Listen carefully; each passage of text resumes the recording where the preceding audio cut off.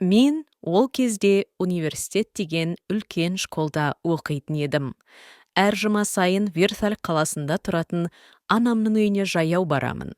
Сол жолда Антон атты бір тіленші отыратын. Ол әрдайым ақша сұрайтын. Бір күні жолымда бір орта бойлы арықтау кісі кездесті. Екеуміз жолымыз бір болған соң бірге келе жатыр едік. Әдетінше жаңағы Антон алдымыздан шығып қайыр сұрады. Қасымдағы кісі тоқтап, Антонның бетіне қарап тұрды да былай деді: «Сен өзі ақылды көрінесің, күшің де бар сияқты, бірақ өзіңді жаман іспен қорлайсың. Бай болғың келсе, мен саған қалай екенін айтамын. Мен де бұрын кедей едім, бірақ тіленші болмадым. Алдымен қаланы аралап жүріп, ескі шүберектер жинадым.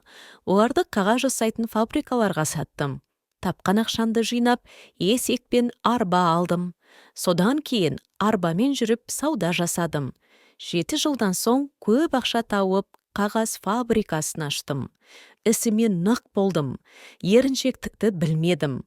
Қазір фабрикамды балама бердім.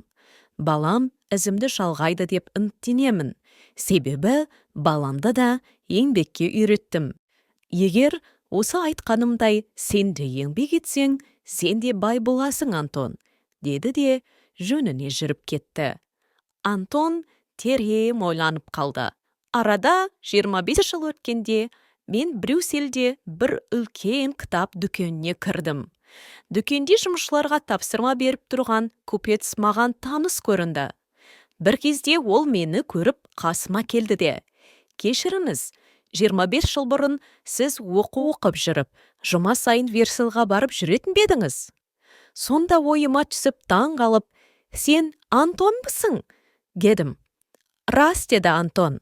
«Мен сондағы көрген тіленші Антоныңыздың өзімін.